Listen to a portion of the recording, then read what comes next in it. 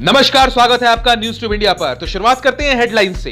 पश्चिम बंगाल में प्रतिमा विवाद, लालू प्रसाद यादव को नहीं मिली जमानत, अर्नब गोस्वामी को गिरफ्तारी पर रोक, बाबा ने हिसाब मांगा तो मिली गालियां, व्हाट्सएप पे हुआ लॉन्च, चंडीगढ़ में पटाखों पर बैन, दिल्ली में प्रदूषण पर सुप्रीम कोर्ट की सख्ती, हज यात्रा 2021 का आवेदन शुरू, एटा तूफान से 50 मौतें, न्यूजीलैंड में नया मंत्रिमंडल। अब खबरें विस्तार से। गृह मंत्री अमित शाह 2 दिनों के लिए पश्चिम बंगाल दौरे पर है। पश्चिम बंगाल में उन्होंने आदिवासी क्षेत्र बांकुड़ा में स्वतंत्रता सेनानी बिरसा मुंडा की जिस प्रतिमा पर फूल चढ़ाए, दरअसल वह बिरसा मुंडा की प्रतिमा थी ही नहीं, बल्कि किसी और आदिवासी नेता की प्रतिमा थी। बीजेपी नेताओं को जैसे ही इसकी भनक लगी, आनन फानन में उन्होंने स्वतंत्रता सेनानी बिरसा मुंडा की तस्वीर मंगाई और उस पर फूल माला चढ़ाई।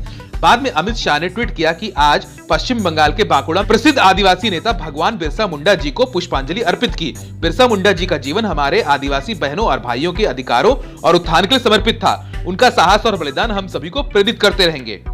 वहीं एक आदिवासी संगठन भारत जकात माझी परगना महल ने कहा कि आदिवासी समाज इस घटना से खुद को ठगा हुआ और व्यथित महसूस कर रहा है। इससे बिरसा मुंडा का अपमान बताया और मूर्ति को शुद्ध करने के लिए गंगा जल छिड़कवाया।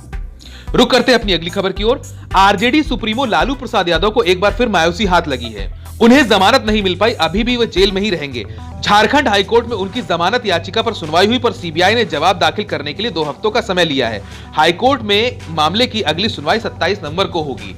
रुक करते हैं अपनी अगली खबर की ओर। महाराष्ट्र सरकार को अर्नब गोस्वामी मामले में सुप्रीम कोर्ट में बड़ा झटका देते हुए उनकी गिरफ्तारी पर रोक लगा दी है। अर्नब गोस्वामी को बुधवार को उनके घर से गिरफ्तार कर 14 दिन की न्यायिक हिरासत में रखा गया है। रुक करते हैं अपनी अगली खबर की ओर। कुछ दिन पहले यूट्यूबर गौरव वासन पर बाबा ने मदद के लिए आए रुपयों में धांधली के आरोप लगाए थे। बाबा कांता प्रसाद और उनके लॉयर ने एक प्रेस कॉन्फ्रेंस में बताया कि उन्होंने सिर्फ मदद के लिए आने वाले रुपयों का हिसाब मांगा था, तो उन्हें सोशल मीडिया पर गाली दी जा रही है। वहीं गौरव का कहना है कि ये सभी आरोप बेबुनियाद और गलत है। उनका मकसद सिर्फ बाबा की मदद करना था। करीब 15 साल पहले उनके माता पिता भी ढाबा चलाते थे, उन्होंने उनकी मुफलिसी देखी थी। उनका मकसद सिर्फ बाबा की मदद करना था।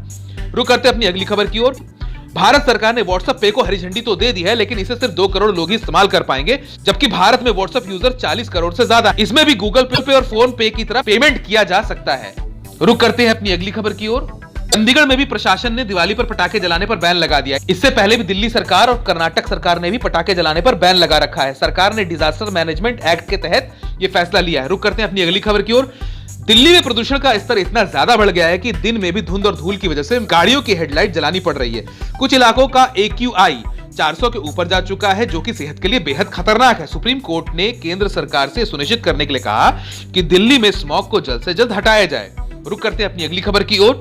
कोरोना और लॉकडाउन के बाद फिर से हज यात्रा 2021 की तैयारियां शुरू हो गई। नए नियमों के साथ 7 नवंबर से ऑनलाइन आवेदन किए जाएंगे। नए नियमों के तहत सऊदी अरब में कम दिनों तक रुकने का प्रावधान होगा और उम्र सीमा भी तय कर दी गई है। हज यात्रा पर जाने वालों की लॉटरी जनवरी को खोली जाएगी।